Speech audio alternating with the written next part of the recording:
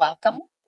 Welcome to Lessons After Sessions. Woohoo. Hi, I'm Jen Carlton. I'm Trev Kendrick. How are you, Jen? I'm doing great. How are you today? I'm good. How's your week going so far? It's going. It's going. I feel like this is kind of that season where summer's coming to an end, and that is always just a little bit complicated. It's sad, but also exciting. There's a lot of emotions that go into it. Starting a new school year, which is a new chapter, I think, in a lot of people's lives for different reasons. Yes. And so there's a lot that goes into it. So I feel like this week I'm really feeling that very much so. So Well, and you have a child that you're taking to college for the first time next week. I do. I do. So I have two kids that are going to be starting college. And so this is really particularly emotional. One is leaving the state, the other one is staying close by. But even still, technically, I'm now an empty nester. I have raised children through the age of adulthood. So it's different.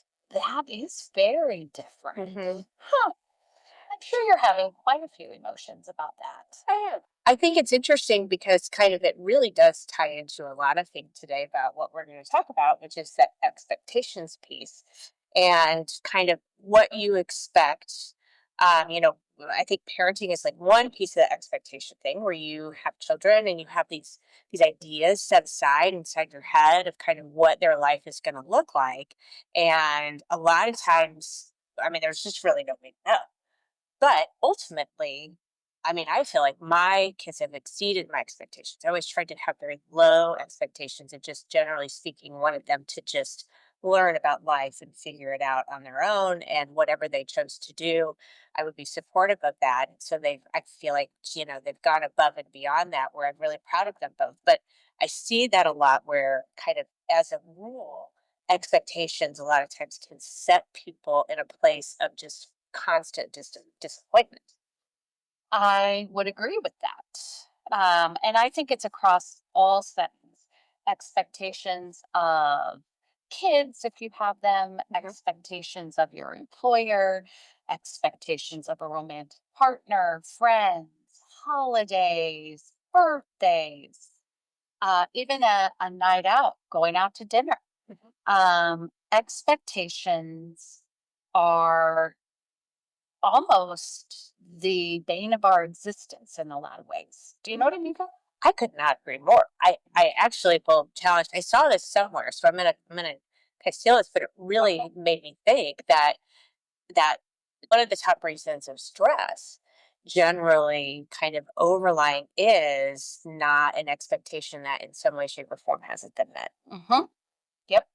And if you think about that, let's take it to relationships of any kind, because that's what we live in. Relationships with ourselves, relationships with others.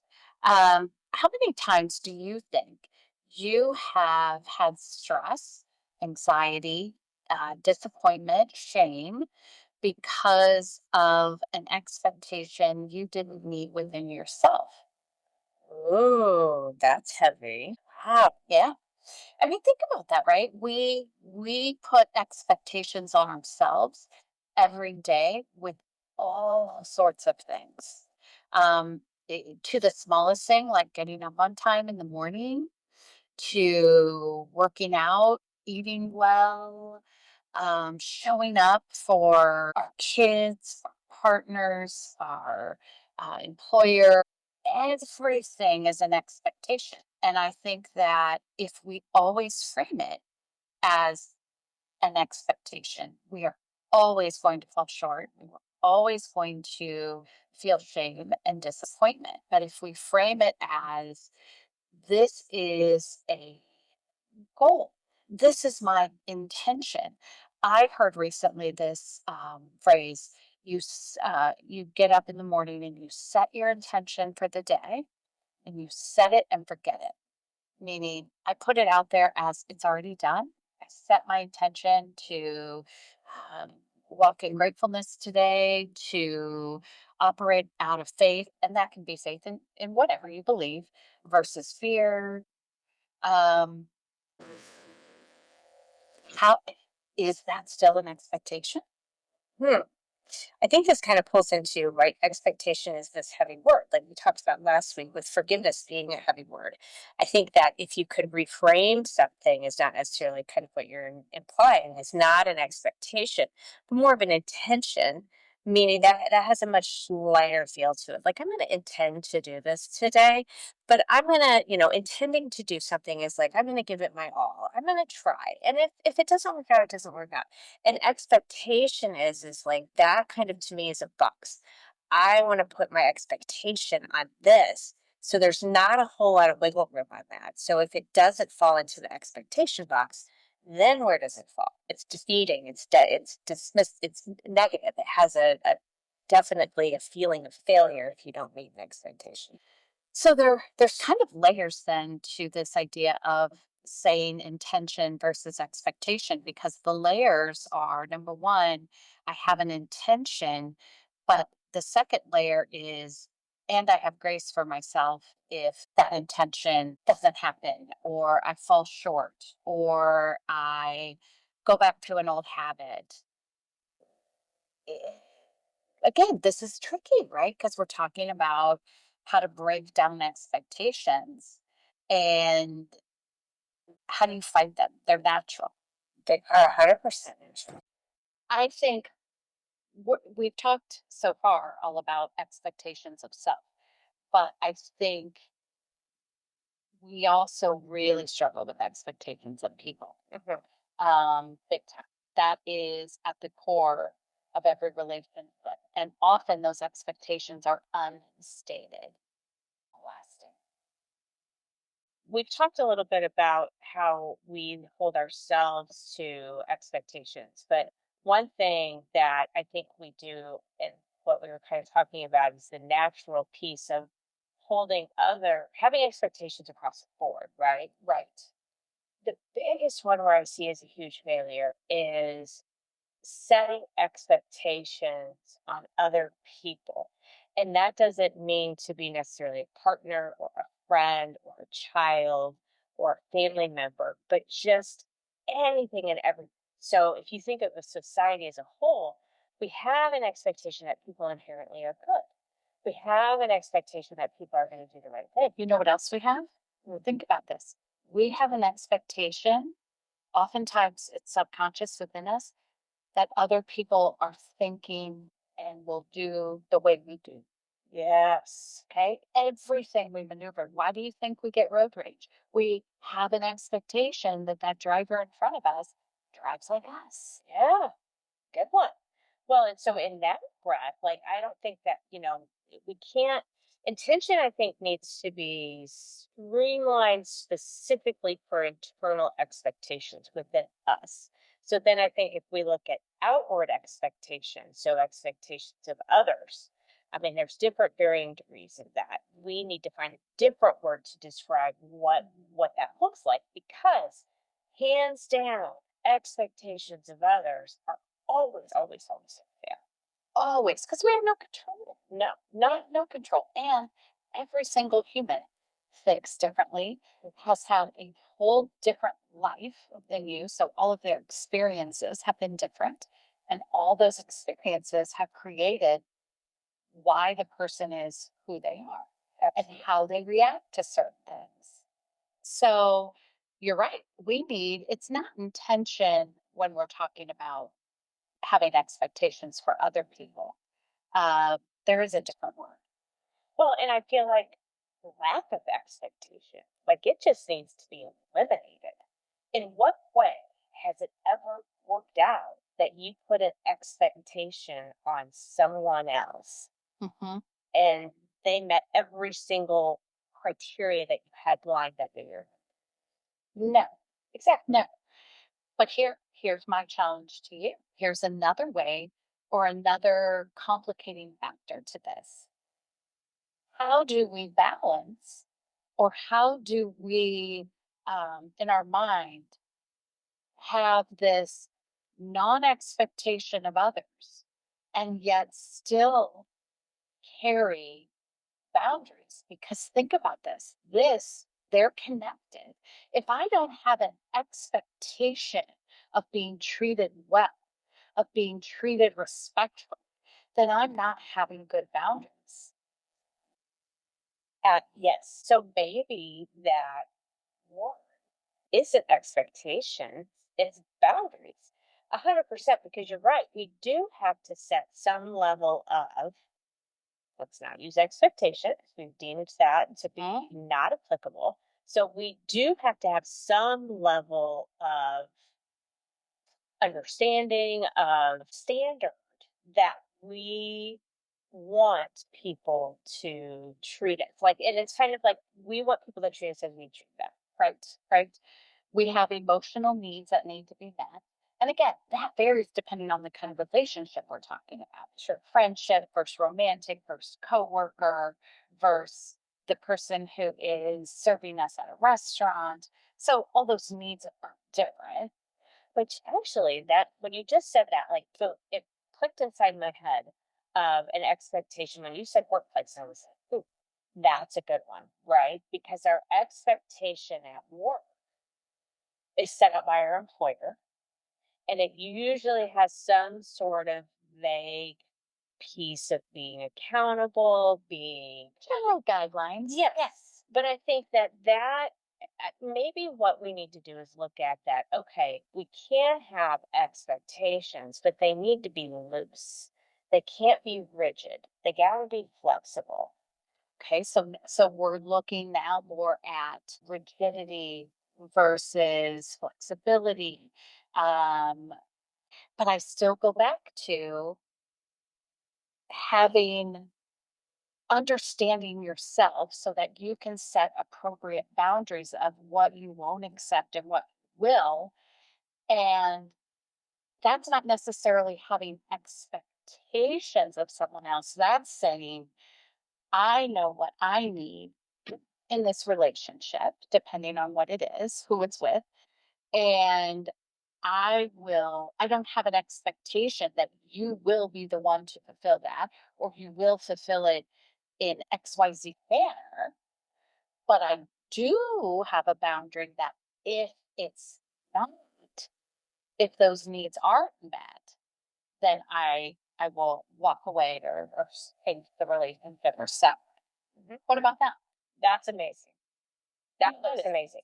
What about, as you were talking, and this just, it's like a huge, huge, like, crater of things that fall under this umbrella of expectations. And so in my mind, I was thinking, okay, co-parenting, that's a tricky one. Or co-parenting with your spouse, who you're still together with, or with your spouse that you're not still together with. But either way, having an expectation that the other parent in a relationship, because really kids are the thing that we become the most emotional about, and we become the most controlling of, and we become the most protective of. So I think that has a lot of potential for expectations going south. And so, just parenting as a general rule, especially when you're doing it with a partner, whether you're together or not, I think you have an expectation that they're going to think like you, do things like you. And when they don't, you can't sever that relationship. You can't remove yourself from that. You have to continue. You share a child together. You got to make this work. It's got to be a team. But there becomes such contention over expectations not being met. And those are the expectations we set for ourselves. And we assume that the other person is going to meet that. And when they don't, we feel personally offended and attacked. We're the ones that Get pissed and we're stressed and we're angry, but we place that on ourselves. exactly. And it's about having, as you say that, it's about recognizing and having the maturity and the emotional IQ to know every person is different. And I might have these expectations, quote unquote, standards, rules. I can't expect someone else to. Even my husband, my boyfriend, my wife, my girlfriend, my coworker, who I sit right next to, My child, my child. my best friend, my parents, I mean, anything. Mhm. It just says across the board. You have to be able to say and be open to, which then leads us to communication, right? You have to be open enough to recognize that I really can value someone else's perspective. I need to get out of my own expectations or the way I do things and be willing to hear how someone else might handle a situation or feel about something. Know that there's value to it. Yes, there's value. I don't see the value, Hmm. but there's value to it. Well, and that's a really interesting point. I feel like this is a theme that I feel like I see come up quite a bit and that we actually have touched on in a lot of different places. It's kind of getting outside of our own heads where red flag, red flag, red flag. If you're so entwined with your expectations that you can't be flexible and the rigidity is across the board in any way, shape, or form, what is that? Yes. What is keeping me connected to this that I can't see a different way? Is it because that makes me feel unsafe? Is it because I'm comfortable? Is that a threat to what I have set up inside my mind that makes me feel safe and I don't want to be flexible because then I don't know what that looks like without that piece of me? The unknown is so scary, and I haven't done well with the unknown. If my world is set to such a certain way, that's the only way I feel that I'm in control and that I can move through this universe. Yeah. I mean, it does. Everything comes back to self-reflection and figuring out, why am I reacting this way? And again, that doesn't take off any accountability of someone else if we're talking about things that have hurt you or whatever. It doesn't take any of that away. But the only person we can control, the only person we are able to manage and grow is ourselves. Great. And we are with ourselves forever. That's the longest relationship we'll ever have. So, knowing more about us and what makes us tick will help us manage expectations, will help us be forgiving, will help us have really healthy, long lasting relationships. Again, across all settings. Agree. And I think that is really kind of, it's funny how even though we've kind of delved like, dabbled, really haven't gotten terribly deep just in the short amount of time that we've talked about different subjects, you know, it really all does come down to a lot of it is control. Is that we control, and everybody likes to be in control. I think there's some people who are thrill seekers who prefer to be completely in control. That's not me. But generally speaking, we do things a certain way in our lives because we control that. That makes us feel safe. But when it becomes an extreme of control, then that's where the rigidity comes in. So that's where the inability to flow and be flexible, to have self awareness, to be able to give grace not only to ourselves, but to others. And that comes in where I think the expectation piece is set on ourselves and others to also kind of exert some level of control that we really don't have. It's a false sense of control that we try to gain through putting expectations on others Yes, and ourselves. 100%. Mhm. That's exactly right. And I wish we could come up with a new word, Mhm. but I think it's about recognizing how to manage expectations within ourselves, looking at certain expectations as setting intentions, Mhm. looking at expectations of others more as um, what we hope to gain, what our needs are, what are our personal boundaries, and how will we maneuver within that relationship to respect all of those things. Yeah, absolutely. And I still maintain across the board letting go and or maybe renaming it, but really letting go of harsh expectations, knowing that we're just Absolutely. setting ourselves up for failure. Let's just be present in our moment. That will really manage expectations. I am just in this moment doing this podcast with you, Jen, right now. Mhm. I have no expectation of what is going to come throughout my day. I'm Right? going to be in just each moment I have. Yeah. I think that's honestly a skill we learn to perfect, but that I wish I could give to others because it is so freeing to not have this heaviness of an expectation set out. Your days flow, amazing things come across your path that you didn't anticipate. And because you're not focused on the expectation and you're focused on being present, you see it. Yes. Yes. And then you grab them. Yeah. And then you get that where you would have missed it. You Mhm. would, and I've missed so many. Me too. Oh my gosh, me too. Yeah. Take this podcast, for example. There was no expectation. Yep. It was, we're just grabbing this, and it's been a long time coming, but we have just embraced each moment. And here we are on our third episode. And just let our thoughts flow. There's no expectation, there's no idea that either of us had up other than we're just going to sit and talk about some things that weigh heavy on our mind, and whatever happens happens. And affect everyone. Hmm. Absolutely. You're amazing. Okay, so the lesson Yeah. after this session, thank you, is what? Okay, so my lesson after this session is ixnay the expectation a. All right, ixnay the expectation A. I like that. Okay, here's my lesson after the session. Be self-reflective and mindful at all times so that you are able to set positive intentions and also meet some of your emotional needs. Mm, wow, that was really deep. That was so much deeper than the expectation, eh? But I like your insight. Mine is and I think you're right. I think okay, so I'll expand on that. Ixnay the expectation, eh?